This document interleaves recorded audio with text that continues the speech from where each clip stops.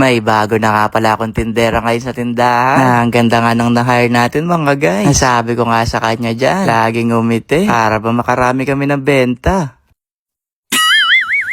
Maaga na nga pala ako nagising ngayon. Na tuwing gigising nga ako, na yung una ko na nga ginagawa ngayon, kinukuha ko na yung cellphone kasi may ina-update no. So, then nag-message lang sa akin dyan si Mi. Sabi nga niya sa akin, pupunta daw siya dito sa bahay. Kaya naman dali-dali ko na nga pinuntahan si mama dito para sabihin na magde-day off muna siya ngayong araw. At meron nga tayong magiging bagong tindera sa tindahan. Saya nga ni mama dyan. Pero sabi niya sa akin, maligo ka muna na kasi amoy higaan pa daw tayo.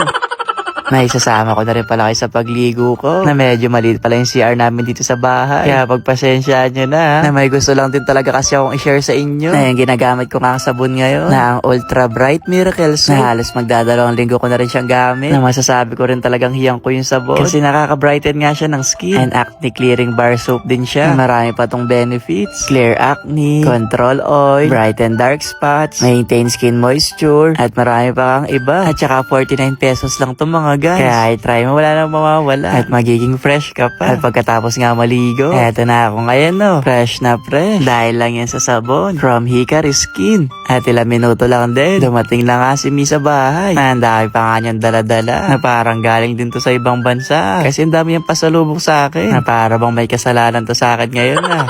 Ang effort nga ni Mi dito. Kasi tignan nyo, pinagdala pa nga niya ako dito ng prep meal. Para daw di ako talilipasan ng gutom. Bait naman yan, na bago nga siya magtinda. Kakain muna nga kami dito. Ayan, sa mga oras na yan, nagpapaturo na siya kay mama kung paano nga po magtinda. Para daw hindi malugi sa tindahan. Kaya naman kumain na nga kami dito. Kasi panigurado mapapagod tumama sa tindahan. Nasa effort nga kayo ni Mi sa akin dito mga guys, para ako yung bisita. Ang sarap nga nung niluto niyang palabok. Ay di niya pala niluto yan. Binili niya daw pala. Binilisan na nga lang din namin sa pagkain. Kasi marami na nga bumibili. Kailangan na magbukas ng tindahan. Ang ganda nga ng tagalinis ko ngayon dito sa tapat to. Na magkano kaya yung papasahod natin dito mamaya mga guys. Pwede na ba yung 20 pesos? Na bago nga siya magsimula magtinda, sabi ko sa kanya, tuturuan ko muna siya dito. Ay wait lang, ba't may pagano? Sabi ko nga sa kanya dyan, for today's video, ako muna yung boss mo. Na magsisiba-sibangot dito sa tindahan. Kailangan ngumiti para makarami kami ng benta. Sir! Tapos kada bumibili, natatakan ng Doraemon. Namiss ko yan! Star ka sa akin, no? Tuwang-tuwa ka yung tindera dito. Mukhang nalilibang na mga guys. Nasabi ko sa kanya dyan, tinitingnan ko siya kasi baka kumupit. Na pinaglaruan na kayo mga paninda. Sabi ko, wag gagaya sa akin eh. Kaya naman siguro mga guys, hanggang dito na lang ha. Ayun lang. Bye-bye! From this to this. Opo, na king crab muna pa yung lulutuin namin ngayon. Na grabe, sobrang laki nito. Kaya naman ngayong araw, samahan nyo na nga muna kami ni Mina magmukbang ng king crab. Dahil 8 million followers na nga tayo sa Blue Up. Thank you. Tapos may, ay, yan na.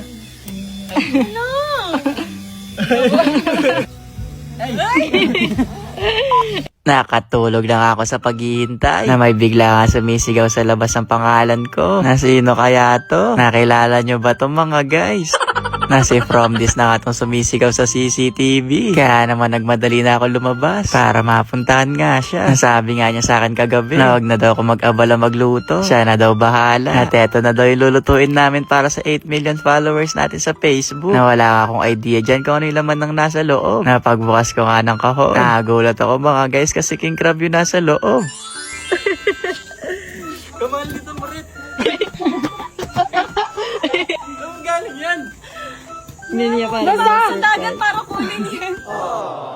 Ang OA ko naman pala dito mga guys. Na first time ko lang din kasi makakita ng king crab. At finally nga makakatikim na nga tayo ngayon. Na sobrang laki pala neto sa personal. Kaya naman thank you ulit kay Mi. Nasabi ko nga sa kanya last year na biniro ko lang siya noon. Bili kami ng king crab pero hati muna kami. Kasi ang mahal talaga neto mga guys. Kaya sinisingil niya ako sa kalahati. Pinaglutuan pa nga niya ako dito ng mixed seafoods. Grabe naman ka-effort pala si Mi. Kaya naman thank you po. Kaya naman tara na mga guys. Linisin na nga natin itong malaking king crab. Nang ma-taste test na natin. Nasabi ko nga dyan kay Mi, umupo na lang muna dito sa duyan. Kasi sa binigay niya sa akin ngayon, deserve niya muna magpahinga no. Pagkatapos nga malinis yung king crab, inayos na nga namin dito ni Bunso yung lutuan. Kasi dito nga natin siya lulutuin sa may ibaba ng puno. Napakukuluan lang din natin to mamaya. Pero bago yon, gagawa muna tayo ng masarap na sauce. Na natututo na nga si Misa lagi namin pagluto. Natuto na rin siya manghiwa ng sibuyas, mambalat. Na dami na kanya natututunan sa akin. Pati pagmamahal natutunan niya na din. Chot! Pero seryoso, ang ganda niya ata dito. Na parang bagay niya talaga naghiwa ng sibuyas. Na matapang na daw yan. Nandito daw siya umiiyak kapag nagbabal na sibuyas. Eh ako, umiiyak ako doon. Kaya bawag nyo napunta sa akin. Na ang next naman na gagawin, ang magiging sauce ng king crab na kailangan masarap to. Kasi ito nga yung gagawin nating sausawan. Isa nga to sa magpapasarap na para hindi nga lang plain yung king crab natin. Pero wait lang, parang nahulog yata lahat ng pamintang duwag-duwag. Okay na to. Kaya simulan na nga natin manggisa dito. Naunahin ko na pala to. Kasi mabilis nga lang i-steam yung king crab mamaya. Na habang nanggigisa nga ako dyan, na-excite na rin kaming lahat dito. Kung ano nga ba yung lasa ng king crab. Kasi lahat kami dito, first time namin makakatikim nun. Kaya dapat, masarap tong magawa nating sauce. Na pinataste test ko na nga muna kay Mi kung pwede na. Na nagbigay nga siya ng honest review dito. Na masarap naman daw, kaso sakto lang. Na tinikman ko rin. Na parang wala pa masyadong lasa. Kaya pala. Kasi di pa pala natin to nalagay. Ito namin ako sa ating ingredients kanina. Masyado tayo na-excite mga guys. Pero ang bango na ka nito. Kaya tara na, pakuluan na natin yung king crab. Na may mga dumating pa pala tayo mga bisita dito. May pa-steak at cake pa. Kaya naman thank you kay Kuya Jason. At pati na rin kay Kuya Ruru. Na dahil dyan, meron tayong pa-dessert mamaya. Na tara na, pakuluan na natin tong king crab. Na magkaalaman na nga kung masarap ba talaga to. Mabilis lang din maluto. At makalipas nga ng ilang minuto, eto naging violet na siya. Ay, orange pala. Na grabe mga guys, ang laki pa din niya kahit naluto na. Na parang isang kamay pa lang yata na itong king crab, makakabusog na ng isang tao. Kaya naman happy 8 million followers sa atin mga guys. Na maraming salamat po sa mga sumusuporta. At syempre, thank you din kay Mi. At dahil dyan, may cake ka sa akin. Sabi ko nagaganti eh. Pero bawal ko pala tong awayin mga guys. Na matampuin pa naman to. Ang hirap sayuin.